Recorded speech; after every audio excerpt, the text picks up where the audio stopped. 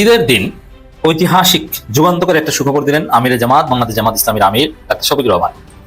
এই সুখবর বিশ্ব সম্প্রদায়কে সাক্ষী রেখে দিয়েছে এবং জামাত পরিস্থিতি ঘুরিয়ে দিবে। দর্শক, ডোমেস্টিক পলিটিক্স, ইন্টারন্যাশনাল পলিটিক্স সবকিছুকে কাজে লাগিয়ে জামাত এই সুখবর নিশ্চিত করবে। তারা এটাকে চ্যালেঞ্জ হিসেবে নিয়েছে। দর্শক, অতীতে আমরা স্বাধীনভাবে কথা বলতে পারতাম না। রাষ্ট্রপতি অন্তর্বর্তীকালীন সরকারের সময় নীরব ছিলেন। এটা না বলা উচিত তাকে নীরব রাখা হয়েছে। যদিও নীরব না থাকতে পারতেন, কারণ অন্তর্বর্তী সরকার কিন্তু যে কোনো ভাবেই ওই সময় কিন্তু রাষ্ট্রপতি দুর্বল না। In absence of parliament, president is very strong. Even he can dismiss the cabinet. He is right. এত কিছু থাকার পরেও সেই সব বিদ্যমান পরিস্থিতির আলোকে তিনি কোনো রিস্ক নেন। রিস্ক নিলে দেশে একটা বড় সৃষ্টি কেমন হতে পারে, বঙ্গবন্ধু এটা বুঝে পরিস্থিতি বেশ ছিল। কাজেই অন্তর্বর্তী সরকারের সময় 106 যে দিয়ে দিয়েছিলেন, আপনি যাই কিছু নেন, স্পষ্ট বক্তব্য হচ্ছে ইন অ্যাবসেন্স অফ পার্লামেন্ট, এয়ারটেল government responsible and accountable to the president. জনগণের প্রধানমন্ত্রী যেভাবে চুপ্পুর সাথে কোলাকুলি করেছেন, এটা একদম বেমানান। এবং মুসল্লিরা বলছেন যে চুপ্পু এখানে নামাজ পড়েছে, নামাজ হবে তো। অনেকের কাছে খটকা লাগছে। ইনকিলাব মঞ্চে জাবের বলেছেন নামাজ পড়েছে ঠিক আছে, চুপ্পু এখানে নামাজ পড়েছে, খটকা লাগছে, নামাজ হবে তো। আর চুপ্পু হচ্ছে একটা নিকৃষ্ট প্রাণী। এই চুপ্পু একজন চোর, বিএনপির মতোই অবৈধ, তার শপথ লঙ্ঘনকারী। এই পদে থাকার কোনো অধিকার তার নাই। দ্বৈত নাগরিকত্ব আছে, দুবাইয়ের নাগরিকত্ব আছে, আরো একটা দেশের নাগরিকত্ব আছে, মালয়েশিয়ায়। এই লোক কিভাবে রাষ্ট্রপতি থাকে এবং সেই লোককে বিএনপি এত সম্মান দিবে কেন? সেই লোককে তারেক রহমান সেই লোককে নিয়ে রেকর্ড তৈরি করবে কেন? তারেক রহমান কাজটা ঠিক করেন নাই। অতীতে আমাদের মুখ বন্ধ থাকতো, অতীতে আমাদের চুপচাপ থাকতে হতো, অথবা কিছু বিষয়ে আওয়ামী লীগের দালালি করতে হতো, যেমন শেখ মুজিবুর রহমানকে সম্মান দেয়া। এরকম কিছু কিছু বিষয়ে বাক স্বাধীনতা ছিল না। ওভারঅল সবার মধ্যে একটা আতঙ্ক ছিল। যারা চাকরি করতো, সরকারি কর্মকর্তাদের সাথে যদি আমাদের দেখা সাক্ষাৎ হতো বা যে কারোর সাথে, একটা আতঙ্ক থাকতো যে এটা বললে আবার কোন বিপদে পড়ি, ফেসবুকে এই পোস্টটা দিলে আবার কোন বিপদে পড়ি, এই জায়গায় কোথাও লাইক রিয়াক্ট দেওয়ার ক্ষেত্রে একটা ভয় ছিল যে কোন বিপদে পড়ি। মানে একটা ভয়ের সংস্কৃতি ছিল, যেটা ফেসিবাদ কায়েম করার জন্য হাসিনা আগেই তৈরি করেছে। এখন আবার জনমনে সেই ভয়ের সংস্কৃতি কিছুটা ঢুকে পড়েছে। কিন্তু জামাত বলছে বিশ্ব সম্প্রদায়কে সাক্ষী রেখে যে না, দেশে ভয়ের সংস্কৃতি ফিরতে দেওয়া হবে না। ভয়ের সংস্কৃতি আসলেই পক্ষপাতভাবে প্রতিরোধ করা হবে। জামাত বলছে যে না, আপনারা বাক স্বাধীনতা চর্চা করেন, মন খুলে কথা বলেন, সরকারের সমালোচনা করেন, বিরোধী দলের সমালোচনা করেন, নেতাদের বিরুদ্ধে বলেন, কোনো সমস্যা নেই। মিনিমাম ভব্যতা রাখলেই হলো। ভয় পাবেন না। বাংলাদেশে আপনি যে কারো সমর্থন করবেন, পক্ষে বৈধ, পক্ষে বলবেন, বিপক্ষে বলবেন, কোনো সমস্যা নেই। আপনার প্রধানমন্ত্রীর সমালোচনা করবেন, কোনো সমস্যা নেই। স্পিকারের সমালোচনা করবেন, রাষ্ট্রপতিকে গালি দিবেন, ভয় পাবেন না। তবে যদি ভয় দেখানো হয় তাহলে জামাত প্রতিরোধ করবে। এবং দেখেন, কূটনীতিকরা, বিশেষ করে বাংলাদেশের বন্ধু রাষ্ট্র যারা ডেভেলপমেন্ট পার্টনার, পশ্চিমাদের একটা কমন প্রিন্সিপাল হচ্ছে যে বাক স্বাধীনতা থাকতে হবে। এমনকি অতীতে যেরকম ইউরোপ আমেরিকা বিএনপি জামাতের বাক স্বাধীনতার পক্ষে ছিল, এখন তারা আওয়ামী লীগেরও বাক স্বাধীনতার পক্ষে। কিন্তু তারা চাইলেই যে সবকিছু হবে তা না। যেহেতু আওয়ামী লীগ ফ্যাসিস্ট এবং গণহত্যাকারী, তাদের বাক স্বাধীনতা থাকবে না। কিন্তু তাদের পন্থী অনেকে বাক স্বাধীনতা পাচ্ছে। যে আনিস আলমগীর, কি তুষার নামের একজন কি আছে, আবার মাসুদ কামাল, আর অনেকে আছে, গোলাম মোল্লা রনি, একদম প্রকাশ্যে আওয়ামী লীগের পক্ষে অ্যাক্টিভিজম করছেন। তাদেরকে কিছু বলা হচ্ছে না। এমনকি রাষ্ট্রপতির কার্যালয়ে তাদের দাওয়াতও দেওয়া হয়। সবকিছু ঠিকঠাকই চলছে। এই জায়গায় ফৌজদারি অপরাধীদের, গণহত্যাকারীদের বাদে সবারই বাক স্বাধীনতা দেওয়া হচ্ছে। তো সেখানে হ্যাঁ, তুই জামাত, শিবির, জামাতের পক্ষে বলছো, শিবিরের পক্ষে পোস্ট দিচ্ছ, শিবিরের পেজের ফলোয়ার হলে থাকতে পারবি না, নানান যে ভয়ের সংস্কৃতি বাংলাদেশে ছিল, এটা হতে দিবে না। এবং এজন্য এই কূটনীতিকদের বা ইউরোপ আমেরিকাকেও জামাত কাজে লাগাবে। এটা হচ্ছে আমাদের জন্য একটা সুখবর যে ক্ষমতায় বিএনপি চাঁদাবাজি এখনো কমাতে পারবে কিনা জানি না। এই ব্যবস্থাপনায় তারা ব্যর্থ। বাংলাদেশের ইতিহাসের সবচেয়ে ভয়াবহতম ব্যর্থ একটা ব্যবস্থাপনা আমরা দেখেছি। এই যাত্রা অর্ধেক শেষ হয়েছে, বাকি অর্ধেক শুরু হয়েছে। মানে মানুষ গ্রামে গেছিল, এখন আমার শহরে আসছে। বাকি সময় সেম, ভাড়া বেশি নেওয়া বা এগুলোই চলবে ডেফিনেটলি। এগুলো নিয়ে যতই ব্যর্থতা থাকুক, আগের মতো ভয়ের সংস্কৃতি জামাত ফেটে দিবে না। যেমন সাপোজ মত প্রকাশের কারণে যদি কাউকে জেলে নেওয়া হয় বা মামলা করা হয়, তাহলে জামাত তখন এটার বিহিত করবে, তখন সারা পৃথিবীকে জানাবে এই যে বাংলাদেশে প্রধানমন্ত্রী সমালোচনা করার কারণে মামলা গ্রেপ্তার, ডিবি উঠিয়ে নিয়েছে, গায়েবী মামলা, অমুক তমুক। এটা করতে দিবে না, এটা করতে পারবে না, এটা হবে না বাংলাদেশ। ঈদের দিনে আমিরে জামাত এই সুখবরই দিয়েছেন। দেশে ভয়ের সংস্কৃতি ফেরাতে চাইলে ঐক্যবদ্ধ প্রতিরোধ। এর মানে ভয়ের সংস্কৃতি ফেরাতে দিবে না জামাত, কেউ ফেরাতে পারবে না। বাক স্বাধীনতা থাকবে, রাজনৈতিক স্বাধীনতা থাকবে, শুধুমাত্র নিষিদ্ধ সংগঠনের অধিকার থাকবে না, আর সেটা তো আইন অনুযায়ী নিষিদ্ধ। জাতীয় সংসদের বিরোধী দলের নেতা ও বাংলাদেশ জামাত ইসলামীর আমির ডাক্তার শফিকুর রহমান বলছেন, দেশে কেউ আবার উভয় সংস্কৃতি ফিরিয়ে আনতে চাইলে সবাই মিলে ঐক্যবদ্ধ হয়ে তা মোকাবেলা করবে। সবাই মিলে দেশের রাজনৈতিক দলগুলো তো করবেই, আবার বিদেশিদেরকেও এখানে ইনক্লুড করা হবে। এটা কখন বলেছেন? ঈদের দিন বিকালে রাজধানী মেন্টো রোডে সর্বস্তরের মানুষের সঙ্গে ঈদ শুভেচ্ছা বিনিময় শেষে গণমাধ্যম কর্মী আলাপ করে কথা বলেন। তো ওখানে কিন্তু কূটনীতিকদের সাথেও ঈদ শুভেচ্ছা বিনিময় করেছে। এবং এই যে কূটনীতিকদের সাথে এরকম ইন্টারাকশন, যেটা অতীতে বিরোধী দলের সাথে ছিল না। এমনকি বিরোধী দলের লোকজনের সাথে পিটার হাস বা এরা দেখা সাক্ষাৎ করলে এটা নিয়েও পিটার হাসকে বেকায়দায় পড়তে হতো, গাড়ি হামলা শিকার হতো মার্কিন রাষ্ট্রদূতের গাড়ি, এরকম ঘটনা কিন্তু ঘটেছে। কিন্তু না, জামাত এবার এমন একটা পরিস্থিতি তৈরি করতে চায় যে সবকিছু স্বাভাবিক। জামাতের যেমন জামাত বিএনপির এটা ভালো লেগেছে, এই যে ঈদের নামাজে জামাত বিএনপির এমপি ক্যান্ডিডেটরা যেই জিতুক পরাজিত হোক, তারা একসাথে পাশাপাশি বসে ঈদের নামাজ পড়েছে, একটা সৌহার্দ্যের বার্তা ছড়িয়ে দেওয়ার জন্য। কোনো ভয় নাই, চাইলে কিন্তু আলাদা করতে পারত। বরিশালে তথ্য মন্ত্রী জহিরুদ্দিন স্বপন এবং তার আসনে যিনি জামাতের পরাজিত এমপি ক্যান্ডিডেট একদম পাশাপাশি দাঁড়িয়ে একই জায়গায় নামাজ পড়েছে। আবার ঢাকা 6 আসনের এমপি এবং প্রতিমন্ত্রী মোহাম্মদ ইশরাক এবং সেখানে জামাতের পরাজিত MP candidate doctor Abdul Mannan পাশাপাশি বসে ঈদের নামাজ আদায় করেছে। এই যে একটা সৌহার্দ্য, এটাই বোঝা যাচ্ছে যে না, ভয় নাই। একটা সময় ছিল যে বিরোধী দলের এমপি ক্যান্ডিডেট কোথাও যাওয়া মানেই ওখানে একটা বেকায়দা পড়ে, তার কর্মীর লোকজন তার লোকজন কি করে নাকি, বোতল মারে নাকি, না ওখানে হামলা করে না, এখন কিছু না, একে অপরের কাছে যায় এবং কোলাকুলি করে। অতএব জামাত সব দিক থেকে বিদেশিদের চাপের মাধ্যমে এবং নিজেরা সৌহার্দ্যপূর্ণ পরিবেশ তৈরি করে রাজনৈতিক প্রতিরোধের ব্যবস্থা করে সব দিক থেকে একটা সুন্দর মত প্রকাশের একটা গণতান্ত্রিক বাংলাদেশ কায়েম করার জন্য চেষ্টা করছে।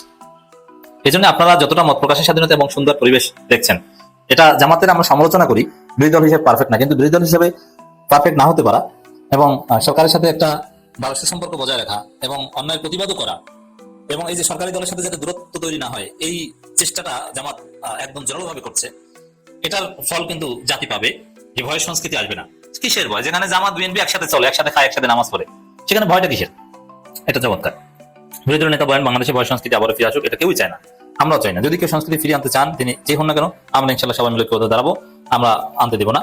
তিনি বলেন, আজকে মহান দিনে আল্লাহ তাআলা আমাদের বৈষম্য মুক্ত, সৌহার্দ্যপূর্ণ, মানবিক ও ইনসাফ ভিত্তিক বাংলাদেশ গড়ার জন্য অঙ্গীকারবদ্ধ হওয়ার তৌফিক দান করুন। দেখেন, এখানে আমিরে জামাত যাদের সাথে ঈদ শুভেচ্ছা বিনিময় করেছেন, কূটনীতিকদের সাথে গুরুত্বপূর্ণ সব ভারত সব ছিল এখানে। তারেক রহমানের কাছে যারা গেছিল, জামাতের আমিরের কাছে সবাই গেছে, সমানে সমান। অতএব ভয়ের তো কিছু। রাষ্ট্রপতি অন্তর্বর্তীকালীন সরকারের সময় নীরব ছিলেন, এটা না বলে বলা উচিত তাকে নীরব রাখা হয়েছিল। যদিও নীরব না থাকতে পারতেন, কারণ অন্তর্বর্তী সরকার কিন্তু যে কোনো ভাবে ওই সময় কিন্তু রাষ্ট্রপতি দুর্বল না। In absence of parliament, president is very strong. Even he can dismiss the cabinet. He has a right. এত কিছু থাকার পরেও সেই সব বিদ্যমান পরিস্থিতির আলোকে তিনি কোনো রিস্ক নেন। রিস্ক নিলে দেশে একটা বড় সৃষ্টি কেমন হতে পারে, বঙ্গবন্ধু একটা হয়েছে, পরিস্থিতি বেশ ভালো ছিল। কাজেই অন্তর্বর্তী সরকারের সময় 106 যে দিয়ে দিয়েছিলেন, আপনি যাই কিছু নেন, স্পষ্ট বক্তব্য হচ্ছে, in absence of parliament, airtel government responsible and accountable to the president as head of the state. কিন্তু এটা তিনি পারেন নাই, তিনি নিজেই কিন্তু ব্যাখ্যা দিলেন। ডক্টর ইন্দ্র যখন সরে গেলেন, উনি কিন্তু ব্যাখ্যা দিয়েছেন যে আমাকে গৃহবন্দী মতো রাখা হয়েছিল, কোনো কাজ করতে দেওয়া হয়নি, এমনকি ঈদের নামাজও পড়তে দেওয়া হয়নি। এই যে বক্তব্য আসতেছে, এখানে দেখার কথা হচ্ছে যে তাকে আর দোষা যাবে না। এখন পরিবর্তিত পরিস্থিতিতে তিনি রাষ্ট্রপতি হয়ে গেলেন। তিনি বলেছিলেন, যদি পরিবর্তনের পরে, সরকার পরিবর্তনের পরে আমি এই পদে থাকবো না, অর্থাৎ ইচ্ছা ব্যক্ত করলেন আমি থাকতে চাই না। তার দিক থেকে কিন্তু তিনি স্পষ্ট করে দিলেন, একসময় তার ক্ষমতা ছিল, প্রচন্ড ক্ষমতা ছিল, তখনও কিন্তু ক্ষমতা আমি ব্যবহার করিনি। কেন করিনি? আমি জনের রায়ের প্রতি অত্যন্ত সচেতন ছিলাম। আবার যখন নতুন সরকার আসবে, আগে জানা দিল আমি ইচ্ছা পোষণ করি না, আমি থাকবো না, অর্থাৎ তিনি পদত্যাগ করবেন। তাকে স্বর্ণরূপে নেই, কিন্তু বর্তমান সংবিধানটা সচল। এই সংবিধান আমাদের রাষ্ট্রপতিকে কোনো ইমপিচ করার সুযোগ নেই, কারণ যে ইমপিচ হয়, ইমপিচের গ্রাউন্ড নেই। শারীরিকভাবে সুস্থ আছেন এবং নৈতিক স্খলনতার ঘটনায়। কিন্তু আমার প্রশ্ন হচ্ছে যে, মনে করেন আমি বিএনপি, আমার সংখ্যাগরিষ্ঠতা আছে 2/3, আমি কোনো কারণ ছাড়া সরে দিব না। ইউ ক্যান নট রাষ্ট্রপতি নির্বাচিত 5 বছরের জন্য। আমি আমার 2/3 মেজরিটি। আমি বলছি তো 2/3 না, পুরো মেজরিটি। সংবিধান বলতেছে রাষ্ট্রপতির মেয়াদ শেষ হওয়ার আগে যদি তাকে কোনো কারণে চলে যেতে হয়, সেই ক্ষেত্রে 3টা গ্রাউন্ড থাকতে হবে। একটা, তিনি শারীরিকভাবে ইনকম্পিটেন্ট, মাইন্ড ইট। 2 নম্বর, তিনি কোনো নৈতিক স্খলন করেছেন। 3 নম্বর, তিনি সংবিধানের কোনো গুরুতর লঙ্ঘন করেছেন। একটাও কিন্তু নাই। তাহলে ওই সময় খালেদা জিয়া কিভাবে পদত্যাগ চৌধুরীকে সরিয়ে দিলেন চাপ দিয়ে? উনি কিন্তু পদ্মা চৌধুরীকে সরায়নি, উনি চাপ সৃষ্টি করেছিলেন হাওয়া ভবনের মাধ্যমে। হাওয়া ভবনের মাধ্যমে একটা গ্রুপ চাপ সৃষ্টি করলো, সংসদে তারা হয়েছে করলো এবং বিচুতির বিরুদ্ধে বক্তব্য দিল এবং হুমকি দিল ইমপিচমেন্ট করবো। হুমকি পর্যন্ত বাস্তব হতো না, কিন্তু যেহেতু বিচুতি তখন বিভিন্নভাবে তাকে বিশৃঙ্খল পরিবেশে বঙ্গ রাখা হলো, অনেকগুলো টেকনিক্যাল অসুবিধা সৃষ্টি করা হলো তার। এবং তিনি যখন ফিল করলেন যে আমি তো এই পদে থাকতে পারবো না, আমি যখন পদত্যাগ না করি তাহলে তো এই চেয়ারে বসে কাজ করতে পারবো না, অতএব তখন সে পদত্যাগ করছে। দ্বিতীয় সরিয়ে দেওয়া হয়নি, কিন্তু উনি পদত্যাগ করেছেন। মাইন্ড ইট, এই যে বুঝতে হবে কিন্তু, কারণ তাকে সরিয়ে দেওয়ার মতন গ্রাউন্ড তখন করে নেই। সংবিধান যদি হাতে পুতুলে থাকে তাতে কেউ রাষ্ট্র দিতে পারবে না, সে রাষ্ট্র হবে না। এগুলো আন্দোলন যারা করে তাকে বলবে, তাকে বলতে পারে রাজনৈতিক বক্তব্য, কিন্তু সাংবিধানিক বক্তব্য কিন্তু একটা রাষ্ট্রের ভিত্তি, ইচ্ছে করলে সবকিছু করা যায় না। গণঅভ্যুত্থানের মাধ্যমে সরকার পতন ঘটেছে, এখন শীর্ষ সরকার প্রধানমন্ত্রী দেশ থেকে পালিয়েছেন, যে কোনো তিনি সরে গেছেন, তিনি পদত্যাগ করার দরকার নেই তো। এবং যাওয়ার আগে তিনি পদত্যাগ করছেন কিনা সেই রাষ্ট্রপতি কিন্তু সেই সময় বলেছে আমার কাছে কোনো পদত্যাগ করা আসে না। ওই যে অর্থাৎ- গণতন্ত্র সম্পাদক মতিউর রহমানের নিকটে এটা বলেছে। আমি তোমাদের সাথে কথা বলেছি, আপনি নিকটের লোক তো বলেছে কথা সে। বুধবার তো আজকে মানে নবাবের সভাপতি হয়েছে। উনি অনেক কিছু হবে, দক্ষ লোক, কোনো অসুবিধা নেই। এখন প্রশ্ন হচ্ছে, উনি বলেছেন আমি পাইনি, যদি এটা যদি এর ধরতে যান তাহলে সেই সময় প্রধানমন্ত্রী পদত্যাগ করেন নাই, তিনি যে কোনো কারণেই পালিয়েছেন। এখন সে যদি পালিয়ে যায় পদত্যাগ না করে এবং গণঅভ্যুত্থানের বিদ্রোহ করছিলেন এবং প্রচুর মানুষ শতাব্দ হলো, সেই ক্ষেত্রে কি হতে পারে সেই ব্যাখ্যাটা কিন্তু সংবিধানে আসবে না। কিছু কিছু ঘটনা ঘটবে জন ইচ্ছায় সংবিধানের বাইরে, সবকিছু সঙ্গে দেখা থাকে না। গণঅভ্যুত্থান মানে কি? গণঅভ্যুত্থান মানি তো I don't care your discipline constitution, মানলাম না, নিয়মটা মানলাম না বলি তো 90 সালে কি হয়েছিল, মানছিল মানে না। এই না মানে কখন যখন জনগণের সমর্থন থাকে তখন জনউত্থান হয়, তখন আপরাইজিং গণঅভ্যুত্থান itself showing this is respect to the party point, ওখানে সংবিধান কাজ করে না। এই যে সংবিধান বহির্ভূত কিছু ঘটনা ঘটে যায়, এটা মেনে নিতে হয় কেন? এটা বাস্তবতা। যেমন 2005 2024 হলো, মেনে নিতে হয়েছে, উপায় নেই। এখন এই মেনে নেওয়াটাকে মানতে যে সবচেয়ে অদ্ভুত ঘটনা হলো 1990 সালেও কিন্তু সংবিধান স্থগিত করা হয়নি। শাহাবুদ্দিন কিন্তু অ্যাক্টিং প্রেসিডেন্ট সব শপথ দিলেন, এই অ্যাক্টিং প্রেসিডেন্ট হিসেবে তিনি দায়িত্ব পালন করলেন। এবং যদি নির্বাচন হয়ে গেল কিসে, পার্লামেন্ট সংসদ গণতন্ত্র হয়ে গেল, ওই মাধ্যমে খালেদা জিয়া অপোজিশন, উনি কি হলেন বিপুল ভোটে উনি জয় হলেন এবং কোয়ালিশন গভর্নমেন্ট করে তিনি ক্ষমতা গেলেন। ক্ষমতায় গেলেন কি হিসেবে? তিনি কিন্তু আগে কনস্টিটিউশন মানে নাই, উনি কিন্তু ওই গণঅভ্যুত্থানের চেতনার আলোকে তিনি রাষ্ট্রপতি শাসিত সরকার থেকে সংসদ গণতন্ত্র করলেন। এটা কিন্তু সাংবিধানিক নাই, কিন্তু জনগণের স্পিরিট অনুভূতি আছে, সেই কারণে দ্বাদশ সংবিধান দিয়ে সংসদ দিয়ে তিনি সুইচ ওভার করলেন পার্লামেন্ট গভর্নমেন্ট। এগুলি বুঝতে হবে কিন্তু কিছু কিছু বাস্তবতা চলে আসে সংবিধানের বাইরে, কিন্তু আর যা কিছু ঘটে বাইরে বুঝতে হবে জনগণের সমর্থন আছে। জনগণের সমর্থন কিছু নেই, সব আউট, সংবিধান দিয়ে থাকে স্পিরিট, এটা জনগণের বাইরে না। তুলে ওইটা যেমন খালেদা জিয়া প্রধানমন্ত্রী হলেন, এটাও কিন্তু সাংবিধানিক ছিল না। নির্বাচন কমিশন কিন্তু সিস্টেমে কিন্তু কি হলো, একটা অর্ডার থাকতে পারে সেখানে, কিন্তু উনি তো প্রধানমন্ত্রী হয়ে গেলেন, কিন্তু শপথের প্রধানমন্ত্রী হিসেবে এখন শাহাবুদ্দিন সাহেব কিভাবে করলেন? উনি তো রাষ্ট্রপতি হিসেবে acting president should hand over the power to new president, সে তো করেন না। এটা মেনে নিচ্ছি, এটাও মেনে নিচ্ছি, কিন্তু এগুলো নিয়ে কিন্তু অযথা বিতর্ক করে লাভ নেই, কিন্তু কুড়িনাটি হাজ আসবে না। কিন্তু সব কথা শেষ কথা, জনগণের আশা, জনগণের শক্তি, জনগণের বিশ্বাস, will of the people is ever is versus all constitutional conditions sometimes. ওইটা বুঝে এখন যদি বলেন সংবিধান সচল আছে, অবশ্যই আছে, তাহলে প্রধানমন্ত্রী পালিয়ে গেছে, অবশ্যই গেছে, তাহলে পালিয়ে গেলে তো গণঅভ্যুত্থানের অসুবিধা নেই, নির্বাচন দিলে, যেটা নেপালে হলো। না কেন নির্বাচন দেবো? এখানে বিপ্লবী সরকার যদি আজকে সংবিধানটা ছুড়ে ফেলে দিত তাহলে তো এগুলো হতো না। আজকে আপনি দেখেন যে ইউনিট সরকার বৈধ কিনা, নির্বাচন বৈধ কিনা, আবার তারেক রহমান সরকার বৈধ কিনা, এত বৈধ প্রশ্ন আসতো না। বিপ্লবী সরকার সংবিধান ছুড়ে ফেলে দেন, নতুন ভাবে শপথ করেন, এটা হলে কেমন হতো? এগুলি কথাগুলো এই জন্য আসতেছে যে বিভিন্ন কোয়ার্টার থেকে বলা হচ্ছে। এখন যদি আপনি বলেন বিপ্লব হয়নি, তো বিপ্লব হয়েছে কিন্তু আপনি স্বীকৃতি দেন নাই, আপনি বলছেন এটা গণঅভ্যুত্থান। এই কনস্টিটিউশন ঠিক গেল, ইউনিট এই কনস্টিটিউশন আওতায় এই রাষ্ট্রপতির কাছে শপথ দিল, অর্থাৎ কনস্টিটিউশন সচল। এই যে তাই থাকে, তার সোজা হিসাবটা কি? নেপালে যেটা হয়েছে দেখেন, সোজা হিসাব হলো ওই সরকার 3 মাস বা 6 মাস যেভাবে বুঝা নির্বাচন দিবেন, নতুন প্রেসিডেন্ট, নতুন গভর্নমেন্ট চলে আসবে, শেষ। সেটা তো হয়নি। না হয়ে কি হলো, উনি ছিলেন 18 মাস, অনেক সংস্কার করলেন, এই করলেন সেই করলেন, 133টা সে ওই কি বললেন অর্ডিন্যান্স জারি করলেন, এই যে করলেন, এবং সব দলের একমততার সাথে, যেহেতু সবাই একমত ছিল, 106 দিয়ে কিন্তু জাজ করা হলো। সংবিধানের 106 ধারা অনুসারে। এখন এগুলো তো আমরা ভিতরে যাবো না, এগুলি ওই সময় প্রয়োজনে। আপনি মনে করেন প্রচন্ড শীতে আপনি কাঁপতেছেন, কাঁপতে কাঁপতে কি হলো, আপনার শরীরের সমস্ত পোশাকগুলো আস্তে আস্তে পরে গেল, যে কোনো কারণে, রাইট? অথবা প্রচন্ড গরমে আপনি ঘামাই দিয়েছেন, এত ঘামাই দিয়েছেন বাধ্য হয়ে শরীরের পোশাকটা সরাই দিয়েছেন। বাস্তবতা হলো আপনি বাধ্য হয়েছেন, কেন? পরিস্থিতি বাধ্য হয়েছেন। এখানে তো আপনি কি বলেন নির্লজ্জ করার সুযোগ আছে কিনা? কে বলবো নির্লজ্জ? এইটি কথা। এইখানে সেরকম যে আপনি সংবিধান টিকে রাখছেন, কিন্তু সংবিধান টিকে রেখে নির্বাচন কথা ছিল 6 মাস বা 3 মাস, 90 দিন, 81 দিন, আপনি সেটা করেন নাই। আপনি গেলেন কতদিন? একেবারে 1.5 বছর। এর মধ্যে আপনি কিছু কাজ করলেন, কাজ করতে যেয়ে কি করলেন, আপনি রাষ্ট্রপতিকে একেবারে জিরো করে ফেললেন। রাষ্ট্র জিরো হয় না, in absence of parliament character government রাষ্ট্র জিরো হয় না। ইভেন যদি ক্যারেক্টার গভর্নমেন্ট থাকতে থাকে, সেখানে কিন্তু লেখা আছে কনস্টিটিউশনে caretaker government shall responsible to the president. অবরোধ ছিল তাই, খেয়াল করবেন কিন্তু অবরোধ তাই ছিল, আমাদের 96 ছিল, ওটা তাই ছিল। কিন্তু এগুলি তো আমরা মানতেছি না। রাষ্ট্রপতি সবসময় কিন্তু দুর্বল না, ওই ক্যারেক্টার গভর্নমেন্টের সময় কিন্তু অত্যন্ত শক্তিশালী লোক, এই চেয়ারটা কিন্তু শক্তিশালী তার কাছে, এইটাও কিন্তু আমরা করি নাই। সুতরাং আমরা যখন সংবিধান চালু রেখে অনেকগুলো বিধিবিধানকে লঙ্ঘন করেছি, সেই লঙ্ঘনের কারণে কিছু ব্যক্তি ঘটতে পারে, সহ্য করছে। এই ঘটনার কারণে কথা হচ্ছে যে ওইটা যদি অবৈধ হয়, এটাও অবৈধ, কিন্তু যেহেতু সবাই বলতেছে না ওইটা বৈধ, অত বৈধ জনরায়। এবং দেখেন যখন নির্বাচন হয়ে গেল, ওখানে যখন জুলাই সনদ, যেটা সর্বসম্মতিক্রমে বিভিন্ন দলের সাথে কথা নেওয়া হলো, 30 দল, ওটা যখন জুলাই গেল, ওই জুলাই সনদ যখন 60% ভোট হয়ে গেল, অ্যাপ্রুভ হয়ে গেল। এখন জুলাই সনদ যখন অ্যাপ্রুভ হয়ে গেল, কে দিল এটা? গণভোট আসছে। এটার গুরুত্ব কিন্তু পার্লামেন্টে 24। না, এখানে এখানে বলতেছে যে আমাদের সংবিধানের যে 106 নম্বর ধারা আপনি বলেন রেফারেন্স নিছে, যে এই রেফারেন্স অনুযায়ী বিচারপতি শুধু সেই সব বিষয় পরামর্শ দিতে পারে যেই সব বিষয়গুলো সংবিধানে লিপিবদ্ধ থাকে। অন্তর্বর্তীকালীন সরকারের কোনো কথা সংবিধানে লেখা নেই, সুতরাং বিচারপতি ইচ্ছা করলে দিতে পারে না, এটা আওয়ামী লীগেরা বলে। দ্বিতীয়ত আবার বলে যে গণভোট অবৈধ, কারণ সংবিধানে গণভোটের কোনো কথাই বলা নাই। আমি তো একমত, সংবিধানে নাই, এই কারণে বিপ্লবী সরকার উচিত ছিল। না আমি বলছি সংবিধানে ছিল না তো। সংবিধানের আপনি 15তম সংশোধনী আনবেন, এখানে কিন্তু ক্যাপ্টেন গভর্নমেন্টকে বিলুপ্ত করা হয়েছিল। খেয়াল করে কিন্তু বিলুপ্ত করা হলো নাই, কিন্তু এটা কিন্তু আবার সুপ্রিম কোর্ট কিন্তু আবার রিভাইভ করা হয়েছে। রিভাইভ করে পার্লামেন্টে আসবে ক্যাপ্টেন বসে দিতে। সুতরাং এটা যে নাই তাও ঠিক না, আছে তাও ঠিক, রিভাইভ হয়ে গেছে তো। এবং ওইটা যে বাতিল করা হয়েছিল সেটাও কিন্তু জনগণের ইচ্ছা বিপরীত, জনগণের ইচ্ছা বিপরীত যেটা গেছে সেটা কেন কখনো। এখন উনি ইচ্ছা করলে যে করলেন ক্যাপ্টেন গভর্নমেন্ট, এটা হচ্ছে স্পেশাল গভর্নমেন্ট, সেটা সমর্থন করছে 106। ওই পরিস্থিতিটা বুঝলেন 100 বছর আলোচনা করে মনে অনেক কিছু বেড়েছে না, আমরা জীবিত দেখতে সেটা বুঝি আমরা। এখানে কোনো ব্যক্ত করছে বসে, যদি বিপ্লবী সরকার হতো সংবিধানটা বিলুপ্ত করা শুরু ছিল, নতুন অংশ হতে পারত। আবার দেখেন সংবিধানটা যাতে প্রয়োজন অনুসারে, এই পার্লামেন্ট কিন্তু সংবিধানের বেসিক্সটা হাতে পারে না। রাষ্ট্রটা যে কাঠামোতে তৈরি হয়েছে সেই কাঠামোটা ভিত্তি কিন্তু পার্লামেন্ট চ্যালেঞ্জ করতে পারে, খেয়াল করবেন মারাত্মক বিধান দিতে পারে। কিন্তু চ্যালেঞ্জ যদি যে 2/3 আসন পেলেও সংবিধানের কিছু মূল নীতি আছে, ওগুলোতে হাত দেওয়া কারো পক্ষে সম্ভব না। 2/3 মেজরিটি পেলেও আসলে সম্ভব না। মানে আপনি এটাই বলতে চান নাকি? আপনি চাইলে ফোনটা রিসিভ করে কথা বলতে পারেন, তারপর আপনি আবার জয়েন করতে পারেন আমাদের সঙ্গে। আমি যেটা বলছি আপনাকে ওইটাও পারেন না। আপনি যেহেতু হাত দিতে পারবেন না, এই জন্যই কিন্তু সংস্কার কমিশন যেটা করা হলো, এই কমিশন কিন্তু শেষ পর্যন্ত কি হলো, একটা সংস্কার পরিষদ করে দিল। এই সংস্কার পরিষদ যখন পার্লামেন্টে কাজ করবে, এটা কি কাজ করবে, এটা কাজ করবে একেবারে কনস্টিটিউয়েন্সি বিষয়ে কাজ করবে। তারা কিন্তু সংবিধান বেসিক্স হাত দিতে পারবে, এটা জনগণের রায়। কিন্তু এইখানেই কিন্তু মূল সূত্রটা নিহত।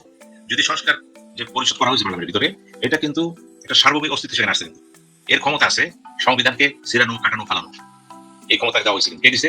ওই জনগণ। যেই ভোটে পার্লামেন্ট সৃষ্টি হয়েছে একই ভোটে কিন্তু সৃষ্টি হয়েছে। এখানে বিএনপি শপথ নেবে। এটা তো বলতেছি যে এখন 2 শপথ আলা এমপি আর 1 শপথ আলা এমপি, এখন কি হবে? তো হজবরল হয়ে গেছে। বিএনপি বলতেছে যে এই সংবিধান সংস্কার পরিষদ আমরা এগুলো বাদ দিয়া 16 সদস্য বিশিষ্ট একটি যাচাই কমিটি, তারা দেখবে কোনটা রাখবে কোনটা না রাখবে। কিন্তু তাহলে সংবিধান সংস্কার পরিষদে কি হবে?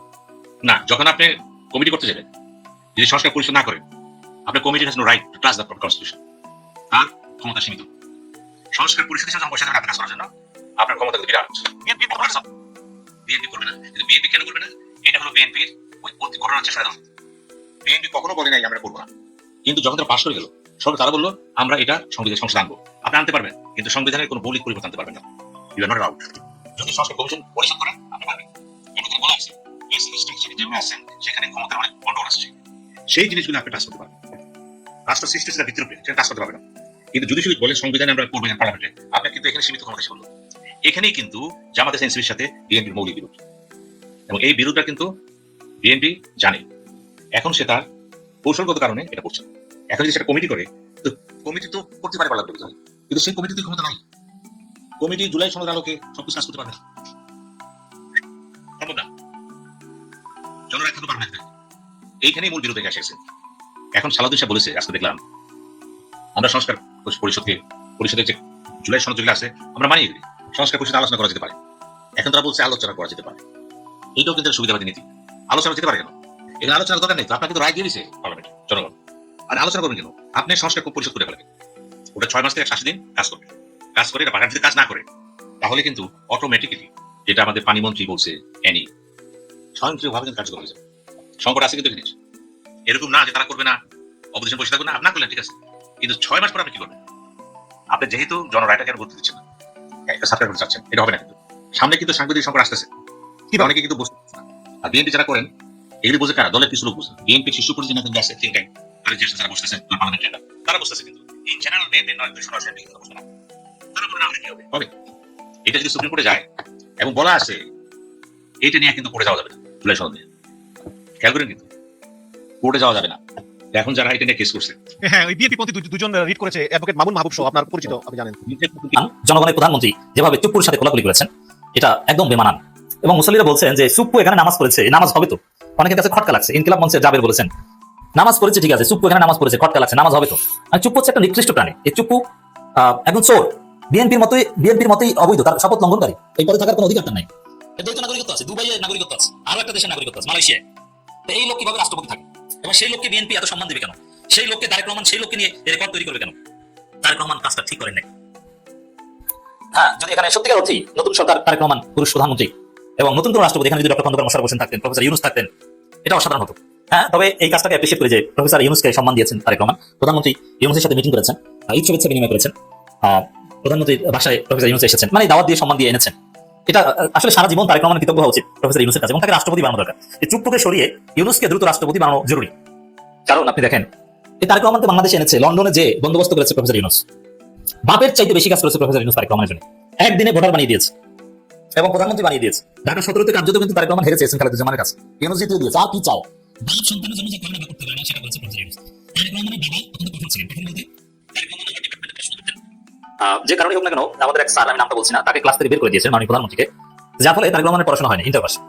তো আমাদের স্যার বলেছেন, তবে তখন জিয়াউর রহমান কিন্তু তার ক্ষমতা ব্যবহার করে শিক্ষকদের প্রেশার ক্রিয়েট করে কোনো কিছু করার চেষ্টা করেনি, এবং কোনো অন্যায়কে জিয়াউর রহমান সাথ দিতেন না, সাপোর্ট করতেন না, সন্তানদেরকে শাসন করতেন, কোনো বিলাসিতা তিনি প্রশ্রয় দিতেন না, জামা কাপড় যা আছে লিমিট বজায় রেখে করতে হবে, প্রেসিডেন্টের ছেলে আমাদের কোনো ফুটানি দেখাতে পারবে না। এটা ছিল জিয়াউর রহমান। আমার মনে হয় জিয়াউর রহমান যদি বেঁচে থাকতেন, ইউনূসের জায়গায় থাকতেন, তাহলে এরকম একদিনের মধ্যে ভোটার বানিয়ে মুহূর্তের মধ্যে প্রধানমন্ত্রী বানিয়ে দেয়, এটা জিয়াউর রহমানও করতেন না। এটা ইউনূস করেছেন তারেক রহমানের জন্য। সেই ইউনূসকে যদি রাষ্ট্রপতি না বানায়, এটা একটা অকৃতজ্ঞ আচরণ হবে। তো দর্শক, 1990 সালে সর্বশেষ নির্বাচিত প্রধানমন্ত্রী এবং নির্বাচিত রাষ্ট্রপতি তারা একসাথে ঈদের জামাত আদায় করেছিলেন জাতীয় ঈদকে। তারপরে এই প্রথম কত বছর পর, অনেক বছর পর এই বিরল দৃশ্য এই জাতি দেখলো, কিন্তু সেখানে চুপ্পু। এই জন্য মানুষ হতাশা ব্যক্ত করছে এবং সমালোচনা করছে। আপনারা জানেন দর্শক, রাজধানীতে বৃষ্টি, এই বৃষ্টির মধ্যে মাননীয় প্রধানমন্ত্রী তিনি ঈদগাহে গিয়েছেন, নামাজ পড়েছেন, কিন্তু তার মাথায় কি টুপি দিলে কোনো সমস্যা আমার মতো আমি জানি না, আমিও নর্মালি টুপি পরি না, করতে পারি না, যে কোনো কারণে সমস্যা আছে। তারেক রহমান কি টুপি লন্ডনে বসে একটা দিন দেখেছিলাম আমি টুপি করেছেন, কিন্তু বাংলাদেশে আসলে তার নাইল জানাজা জাতীয় মসজিদে ঈদের নামাজ পড়তে, ঈদের নামাজের টুপি আমি টুপি কখনো করি না, তারপরেও আমি ঈদের নামাজে আজকে টুপি করেছি। তারেক রহমান একটা টুপি করতে পারলো না কেন? প্রফেসর ইউনূস টুপি করেন না, তিনি কিন্তু টুপি করেন ঈদের নামাজে, আরো বিভিন্ন জায়গায় টুপি সুন্দর লাগে টুপি করতে। তারেক রহমান পড়া উচিত, এটা আরো সুন্দর হতো। এটা বাংলাদেশি কালচার, এটা সুন্নাত বা সওয়াবের কিছু না, বাংলাদেশের মানুষের অনুভূতি। এটা প্রধানমন্ত্রীকে টুপি পরা অবস্থায় দেখবে, এটা মানুষ প্রত্যাশা করতে পারে, এই প্রত্যাশা থেকে আমরা বলছি। রাষ্ট্রপতি চুপ্পু, তার ড্রেস সেন্স খুব বাজে, এমন কালারের পাঞ্জাবি পরেন, জামা পরেন, মানে দেখতে বিরক্তিকর লাগে। সব দিক থেকে গুরুজি, এবং তার ফেসবুকের স্ট্যাটাস ভাই সানে একটা মনে আছে, এই হচ্ছে সেই চুপ্পু, লুচ্চা টাইপের। আমাদের রাষ্ট্রপতি আমাদের লুচ্চা ফার্স্ট ক্লাস, আপনাদের লোকদের জন্য জানাচ্ছি। এই ধরনের একজন লোককে সাথে নিয়ে পাশে বসে তারেক রহমান ঈদের নামাজ পড়েছেন, একই সঙ্গে ঈদের জামাত আদায় করলেন রাষ্ট্রপতি প্রধানমন্ত্রী। কিন্তু এই দৃশ্যটা আমাদেরকে কষ্ট দেয়। এখানে চুপ্পু ছাড়া অন্য কেউ থাকলে আমরা অত্যন্ত, গত বছর প্রফেসর ইউনূস যেরকম জাতীয় ঈদগাহে নামাজ পড়েছেন, এটা আমরা অত্যন্ত গ্লোরিফাই করে প্রচার করেছি এবং মানুষ এটা গ্রহণ করেছে, মানুষ স্যারকে অভিনন্দন জানিয়েছে, সবাই স্লোগান 5 বছর চাই, 5 বছর চাই। তো তারেক রহমানকে তো হয়তো সেরকম বলতো, এরকম পুরুষ প্রধানমন্ত্রী পেয়ে মানুষ আপ্লুত, অনেকটা একটা নতুন বাংলাদেশ। বাংলাদেশ মনে হয় যে হাসিনা গজব থেকে বেঁচেছে, নারী প্রধানমন্ত্রী আর নিকট ভবিষ্যৎ হওয়ার সম্ভাবনা নাই। অনেক সমস্যার সমাধান, নারী প্রধানমন্ত্রী হওয়াটা সমস্যা না, সমস্যা হচ্ছে হাসিনার মতো নারী। তো দর্শক, সেই জায়গা থেকে আমরা মুক্তি পেয়েছি। ওই সময় যেমন তিনি বলেছেন যে সবকিছু সমঝোতার ভিত্তিতে, তিনি এই ঈদে ঘরমুখো মানুষের সাথে আরেকটা উপহাস তিনি করলেন, যে এই ঈদে কোথায়ও অতিরিক্ত ভাড়া নেওয়া হচ্ছে না, এবং তিনি এই কথাটি অত্যন্ত জোরের সাথেই বললেন। তার যে বডি ল্যাঙ্গুয়েজ, তার কথার যে ধরন, এটি শুনে আমাদের কাছে এইটা নিশ্চিত হয়ে গেছি যে তিনি যে কোনোভাবে সড়ক এবং পরিবহন সেক্টরের যারা আছেন অনেকটা তাদের পক্ষ নিয়ে তিনি কথা বলছেন। এ ব্যাপারে আপনারা যমুনা টিভির একটা টক শো নিশ্চয়ই দেখেছেন, যদি কেউ না দেখে থাকেন তাহলে আমি মন্তব্যের ঘরে ওই ভিডিওটার লিঙ্ক দিয়ে দিব, আপনারা একটু দেখে নেবেন। সেখানে যমুনা টিভির ওই সাংবাদিক মন্ত্রী মহোদয়কে প্রশ্ন করছেন যে এই যে সড়কে আপনি কি কোনোভাবে এদের পক্ষ নিয়ে কথা বলছেন, জনগণের বিপক্ষে? যে তিনি সেখানে পরিষ্কার করে বলছেন যে কেন, আপনি আমার একটা প্রশ্নের উত্তর দেন, আপনার কি মনে হয় না এই সড়কে যে 70 লক্ষ মানুষ এখানে কর্মে নিয়োজিত, এরা কি জনগণ নয়? তার মানে ঘুরে ফিরে ওই কথা। অর্থাৎ আমরা আগের নৌমন্ত্রী শাহজাহান খানকে দেখেছি তিনি কিভাবে এই সড়ক এবং নৌ এই ধরনের যারা কর্মচারী আছে, কর্মকর্তা আছে, তাদেরকে কিভাবে তিনি বাগে এনেছিলেন। মন্ত্রী মহোদয় তার এই কথার মাধ্যমে কিন্তু ওই লোকগুলোকে তার নিজের বাগে আনার একটা প্রচেষ্টা তিনি করছেন বলে আমাদের কাছে মনে হচ্ছে। অবশ্যই এদেশের প্রত্যেকটা মানুষই সরকারের বাইরে যারা, তারাই জনগণ।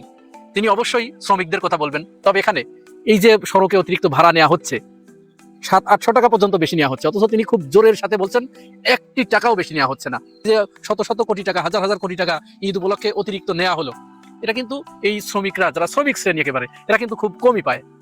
এদের যে জীবনযাত্রা, এটা কিন্তু বিন্দু মাত্র কোনো পরিবর্তন হয় না। হয়তো বড় জোর কারো হাতে 200-500 ধরিয়ে দেওয়া হয়, বাকি টাকা কিন্তু যারা ওই শ্রমিক পরিবহনের যারা নেতা আছে বা রাজনৈতিক নেতৃবর্গ আছে, তাদের পকেটেই কিন্তু চলে যায়। এছাড়া আমার শ্রমিক ভাইরা ঠিকই কিন্তু ওই সিরা জামা গায়ে দিয়েই তাদেরকে ঈদ করতে হয়। তো যদিও এখানে মন্ত্রী মহোদয় তিনি বোঝানোর চেষ্টা করছেন যে তিনি ওই শ্রমিকদের পক্ষে না, আসলে শ্রমিকদের পক্ষে নয়, কারণ এই শ্রমিকরাও অনেকে আমরা বলতে শুনেছি যে এই অতিরিক্ত ভাড়ায় যে পকেট কাটা, এটা ঠিক নয়। এবং তাকে প্রশ্ন করা হলো যে মাননীয় মন্ত্রী, শ্রমিকদের একটা সংগঠন তারা কিন্তু বিবৃতি দিয়েছে যে 20 বছরের ভিতরে এবারই প্রথম সর্বোচ্চ ভাড়া নেওয়া হয়েছে। কিন্তু মন্ত্রী মহোদয় এটা শুনতেই নারাজ, এটা তিনি মানতেই নারাজ। আসলে বিষয়টা হয়েছে কি, তার খুব আন্তরিকতা আছে, তিনি অনেক জায়গায় দৌড়ঝাঁপ করেছেন, বিভিন্ন জায়গায় তিনি প্রচেষ্টা চালিয়েছেন, ইফোর্ট দিয়েছেন যাতে সহনীয় পর্যায়ে বা ভাড়া না বাড়ে। এক্ষেত্রে তার আন্তরিকতার ঘাটতি আছে বলে আমাদের কাছে মনে হয়নি। কিন্তু বিপত্তিটা বেঁধেছে, সমস্যা হচ্ছে শেখ হাসিনাকে যেমন তার কিছু চাটুকারেরা তাকে ভুল বোঝাতো, রং ইনফরমেশন দিত, মিস ইনফরমেশন দিত, মন্ত্রী মহোদয়ের কাছে এই মিস ইনফরমেশন গেছে, যার কারণে তিনি অত্যন্ত জোরের সাথে বারবার বলছেন 1টি টাকা ভাড়া বেশি নেওয়া হয়নি, বরং কোনো কোনো জায়গায় 20-30 টাকা কম নেওয়া হয়েছে নির্ধারিত ভাড়ার থেকে। মন্ত্রী মহোদয়, আপনার হয়তো এই বিষয়টি জানা নাই, আপনাকে যারা ইনফরমেশন দিয়েছে তারা আপনাকে রং ইনফরমেশন দিয়েছে, মিস ইনফরমেশন দিয়েছে। আপনি দয়া করে আপনার এই অবস্থান থেকে সরে আসুন, কারণ আমরা যারা ঘরমুখ মানুষ তারা কিন্তু এর সাক্ষী। সাংবাদিকরা যাত্রীদের যে সাক্ষাৎকার নিয়েছে সেখানে কিন্তু এই চিত্রটাই ফুটে উঠেছে। প্রতিটা জায়গায় 700 থেকে 800 টাকা পর্যন্ত ভাড়া বেশি নেওয়া হয়েছে, কোনো জায়গায় 200-300 টাকা ভাড়া বেশি নেওয়া হয়েছে। এখন এই যে আপনি বারবার এই কথাটি বলছেন যে খুশি হয়ে কেউ কেউ বেশি দেওয়ার চেষ্টা করছে, এখন আপনার এই কথা শুনে অনেকেই ট্রল করছে, আপনি প্রচন্ড ট্রলের শিকার হবেন, এটা খুবই স্বাভাবিক। আপনি আরো একটি কথা বলেছেন যে অন্তর্বর্তীকালীন সরকারের সময়ের থেকে বর্তমানের ঈদযাত্রা আরো বেশি আনন্দমুখর হয়েছে এবং নির্বিঘ্ন হয়েছে। এই কথাটিও কিন্তু সঠিক নয়, কারণ গতবার যখন রেল উপদেষ্টা ছিলেন ফজল কবির, তিনি কিন্তু রেলের খুব চমৎকার একটি বন্দোবস্ত করতে পেরেছিলেন, রেলে কিন্তু এই ধরনের সমস্যা হয় নাই, কিন্তু এবারে সেগুলো হয়েছে। সুতরাং অন্যের কথা শুনে নিজের প্রচারণা করার জন্য বা নিজের আমিত্ব জাহির করার জন্য, ফলাও করার জন্য এইভাবে জোর দিয়ে কথা বললে জনগণ এটা খুব ভালোভাবে নেয় না। প্রত্যেকটা জায়গায় ভাড়া বেশি নেওয়া হয়েছে, প্রচুর পরিমাণ ভাড়া বেশি নেওয়া হয়েছে, এই সমস্ত অভিযোগ আমরা পাচ্ছি এবং বাংলাদেশের প্রত্যেকটা মানুষই পেয়েছে, শুধু আপনার কাছেই ভিন্ন চিত্র, যার ফলে আপনাকে ট্রল করা হচ্ছে। এইভাবে কেউ কেউ বলছে যে মাননীয় মন্ত্রী আপনি একদম সঠিক বলেছেন, কোনো জায়গায় ভাড়া বেশি নেওয়া হচ্ছে না, বরং আমরাই যারা ড্রাইভার আছে, যারা বাসের কাউন্টার ম্যান আছে, তাদের হাতে পায়ে ধরে জোর জুলুম করে আমরা তাদেরকে জোর করে টাকা দিচ্ছি, তারা তো ভাড়া নেবেই না, কেউ ভাড়া নিতে চাচ্ছে না। আমরা জোর করে তাদের পকেটে যে ভাড়া নেবা না কেন, এনাও 500 টাকা বেশি নাও, এনাও 1000 টাকা বেশি নাও, 700 টাকা বেশি নাও, একেবারে ফ্রিতে তারা সার্ভিস দিতে চাচ্ছিল যে মাননীয় মন্ত্রী বলেছে আমরা এবারে ফ্রিতে সার্ভিস দিব, এই ভাড়া তারা নেবে না। অপরাধ এবং অপরাধীর পক্ষে না গিয়ে জনগণের পাশে দাঁড়ান, আখেরে ভালো হবে। এবার ঈদে যারা দেশে যাচ্ছে তারা কিন্তু গণতন্ত্রের গোষ্ঠী মারতে মারতে যাচ্ছে, মনে মনে গণতন্ত্রের গোষ্ঠী মারতে মারতে দেশের দিকে যাচ্ছে। আর এই বিপদ, একজনকে দেখলাম লঞ্চের ওই হ্যান্ডেল ধরে ঝুলতেছে ভাই, পানিতে ঝুলতে ঝুলতে যাচ্ছে, কিছু দূর যাওয়ার পর আবার পানিতে পড়ে গেছে, আবার ওরে বাঁচাইতে হবে। ওইদিকে দেখলাম ভাই একটা বাস রাস্তার আইল্যান্ডের সাথে বাড়ি খায়া 3-4 পোল্টি, এদিকে তো ট্রেন অ্যাক্সিডেন্ট, আপনারা শুনছেন কত রকম দুর্ঘটনা, কান্নাকাটি, হাহাকার। কেন? এখন তো আর অগণতান্ত্রিক সরকার নাই, একেবারে নির্বাচিত সরকার। গণতন্ত্র বাঁচানোর জন্য যারা আসছে তাদের একটা পরীক্ষা হয়ে গেল। এই ঈদ কিন্তু একটা পরীক্ষা ছিল বিএনপির জন্য, বর্তমান এই সরকারের জন্য বিরাট বড় পরীক্ষা। এই পরীক্ষায় কিন্তু ওনারা ফেল করলো, ফেল করলো। বাইরে বাসের দিকে তাকান, শত শত না হাজার হাজার প্রবলেম, ওদিকে ট্রেনের দিকে তাকান, শত শত প্রবলেম, ওদিকে নদীগুলোর দিকে তাকান, লঞ্চে স্টিমারে, আহারে প্রবলেম, আহারে হাহাকার। দেখেন ভাই ব্রাদার, ঝড় বৃষ্টি আসবে এটা কে না জানে, আমরা তো ঘরে বসে জানি। আমাদের তো একটা আবহাওয়া অফিস আছে, ওখান থেকে তো সংকেত দেয়। তারপরেও কেন এই জাহাজগুলো ছাড়লো, এই লঞ্চ স্টিমার গুলা ছাড়লো? জানেন যখন ঝড় হইতাছিল ভিতর থেকে চিৎকার করতেছিল, আজান দিতেছিল, মা বোনদের কান্না কে দেখে? দেখার কেউ নাই, আসলে দেখার কেউ নাই। কিন্তু ছিল তো এই যে কিছুদিন আগে অগণতান্ত্রিক সরকার, ইউনূস সরকারের আমলও তো ছিল, এর আগেও ছিল ভাই। 15-16 বছর এরকম ঘটনা দেখা যায় নাই। ঘটনা যে ঘটনা নাই তা না, কিন্তু এরকম দেখা যায় নাই। এবার যেটা দেখা গেল, তার মানে কি জানেন, প্রথম পরীক্ষায় ফেল। আর এই ফেলটা করার পিছনে আরেকটা বড় কারণ কি জানেন? ওনাদের যে মিনিস্টার, এই যে যোগাযোগ মিনিস্টার, উনি তো হার মানবে না। উনি হার মানার মানুষ না, তো একবারের জন্য নিজের ভুল স্বীকার যায় নাই। এই মিনিস্টার সাহেব একবারের জন্য নিজের ভুল স্বীকার যায় নাই। উনি ওনার কথাই বলে যাইতেছে, কিন্তু মানুষ যে কান্নাকাটি করতেছে, সারা দুনিয়া দেখতেছে, প্রবাসী ভাই বোনেরা মিডিয়াতে এসব নিয়ে দেখাদেখি করতেছে, কিন্তু উনি কিন্তু এগুলো স্বীকার যায় না। উনি কিন্তু এর মধ্যেই নাই, ওনার কথা উনি বইলাই যাইতেছে। দেশের জনগণ কি বলতেছে, 2 পয়সা দিয়ে তোয়াক্কা করতেছে না। কারণ ওই যে গণতান্ত্রিক সরকার, গণতন্ত্রকে মুক্তি দিবার জন্য আসছে, গণতন্ত্র বাঁচাইবার জন্য আসছে। আর মানুষ মনে মনে বলতেছে গণতন্ত্রের গোষ্ঠী মারি। কারণ ওর তো ব্যথা লাগে ভাই, যার ব্যথা লাগে সে বুঝে। যে পরিবারের 2জন মানুষ ওই যে লঞ্চে ঘষা খায়া পৃথিবী থেকে বিদায় নিল, ওই পরিবারের হাহাকারটা দেখেন। এরকম শত শত পরিবারের হাহাকার আমি দেখতেছি। তো অথচ এটা ম্যানেজ করার কোনো ব্যাপারই তো ছিল না। সিস্টেমটা তো ডক্টর ইউনূস স্যার কইরাই দিছিল। ওই সিস্টেমটা মাইনা চললে কি হতো? এত রদ বদল করার কি দরকার ছিল? 1 মাসের মধ্যে সবকিছু উল্টায়া পাল্টায়া নিজের লোক বসাইছেন, আর নিজের লোক বৈশা যা করার তাই করছে। এখন যা কিছু করতেছে কিন্তু ওই নিজের লোকরা করতেছে, এখানে বাইরের কেউ নাই। আমরা তো অনেকেই জানি আসিফ মাহমুদ সজীব ভুঁইয়া 6 তারিখটাকে 5 তারিখ আনছে। ওই যে আগস্টের সেই 5 তারিখ, 6 তারিখে ঢাকা অবরোধ করার কথা, লং মার্চ ছিল 6 তারিখে, ওইটা 5 তারিখে নিয়ে আসছে কে? আসিফ মাহমুদ সজীব ভুঁইয়া। এই ইতিহাসটাই আমরা জানতাম, কিন্তু না, এটা ভুল ইতিহাস। এখানেও দেখেন 5 আগস্টের ঘোষক নিয়ে আবার দ্বন্দ্ব লেগে গেল। কারণ মির্জা ফখরুল সাহেব দাবি করছে এই ঘোষণা উনি নিজে দিছে। হ্যাঁ ভাই, 6 তারিখটাকে 5 তারিখ উনি নিয়ে আসছে, ওনার নিজের মুখে দাবি করছে। 4 আগস্টেই আপনার আমি মনে করছিলাম যে আন্দোলন পরিণতির দিকে যাচ্ছে, তখনই আমি মেসেজ পাঠিয়েছিলাম যে যখন আপনার 6 তারিখে ঠিক করেছো গণভবনের হয়ে যাত্রা করবে, এটা আমি মেসেজ পাঠিয়েছিলাম যে 6 না 5 করতে হবে। এই পরিকল্পনাটা আপনার ছিল? আমি মেসেজ পাঠিয়েছি, ওরা জানি আর জিজ্ঞেস করে পাবেন। আচ্ছা, মানে আমরা জানতাম না এই ব্যাপারটা, বা পাবলিকলি এটা হয়নি। আসলে আপনার পত্রিকা থেকে এসেছে। আচ্ছা, মানে এই মেসেজটা তাহলে আপনার ছিল? আমার ছিল, আমরা যেটা মনে করলাম যে আমরা যদি একদিন বাদ দেয় তাহলে আপনারা নেমে যাবে, আর ওই সুযোগে গভর্নমেন্ট আরেকটা সুযোগ পাবে। এখন এই ভিডিও দেখার পর আপনি কি বলবেন? হ্যাঁ, আপনি বলতে পারেন এর আগে তো উনি বলছিল যে না না না আমরা এই আন্দোলনের সাথে নাই, আমাদের ছেলেপেলেরা এই আন্দোলনের সাথে জড়িত না, এই কথা উনি বলছিল। এটা আপনি প্রশ্ন করতে পারেন। এর উত্তর কি জানেন? এর উত্তর হলো ওইটা ছিল 5ই আগস্টের আগে, মানে শেখ হাসিনা বাংলার মাটিতে ছিল, ওই টাইমে তো উনি ওনার ছেলেপেলেকে বিপদে ফেলতে পারে না। যদি